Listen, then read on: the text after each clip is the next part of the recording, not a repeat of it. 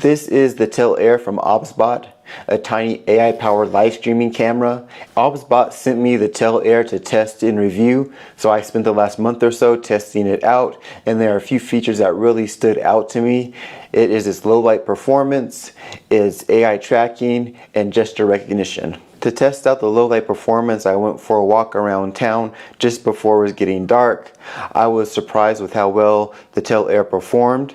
It has a 1/1.8 inch sensor and a 1.8 aperture, which produced a bright image. The camera was set to auto expose for most of the test, but there are times when you're recording in low light that you do want to make manual adjustments. Here you see the camera lit up the background, but the clock is overexposed, so I made some minor adjustments to the exposure. There is no magic settings for low light exposure. You have to mess around with the shutter speed and ISO until you get the results you want. But generally, you want the shutter speed slow and the ISO as low as possible. I like how the clock looks here with the background darker and the clock face properly exposed. I tested the auto tracking in low light and it worked well. I'm going to test out the auto tracking more later in this video.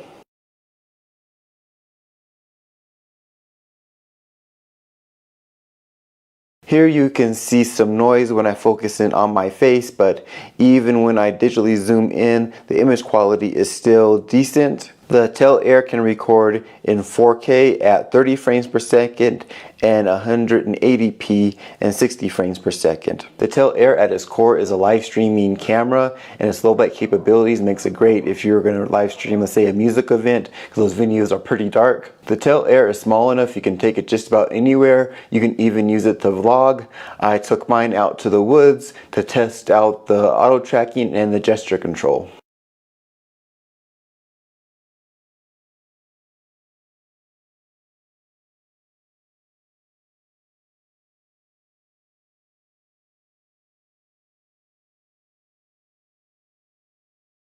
The Tail Air isn't only meant for streaming.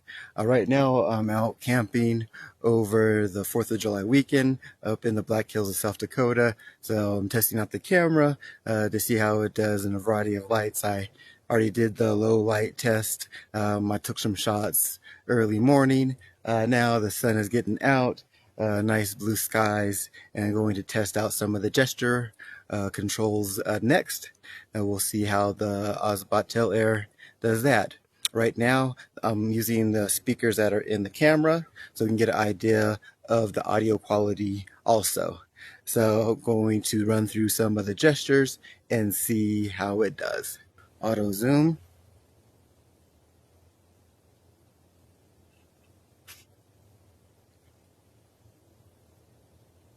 You make the OK sign to stop and start recording. Okay, now I'll turn on human tracking, raising my palm, and the square is on me, and now it should track me. The AI was fast and responsive. It quickly identified the subject it needed to track, and even when I would do things to try to fool it, like here I am going to stand behind these trees and see how it does.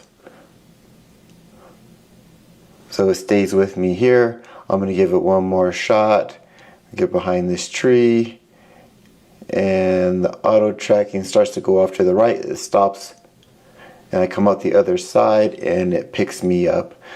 So it was pretty consistent on how it did. In addition to tracking humans, it can also track other objects like pets, and we'll see if we can get this to work with my dog Luna. She's not known to be the best for cooperating, but we'll give it a shot. Luna, sit. Sit. She listened just about as well as I expected, but the auto tracking did pick her up. You can see the box around her. And even when my other dog kind of comes in and passes her up, it stays with her. The The Tail Air did a good job with the auto tracking. It was following me, it followed my dog. When I was intentionally trying to see what it would do if I moved behind an object, most of the time it worked really well. It was able to pick me up when I continued past it.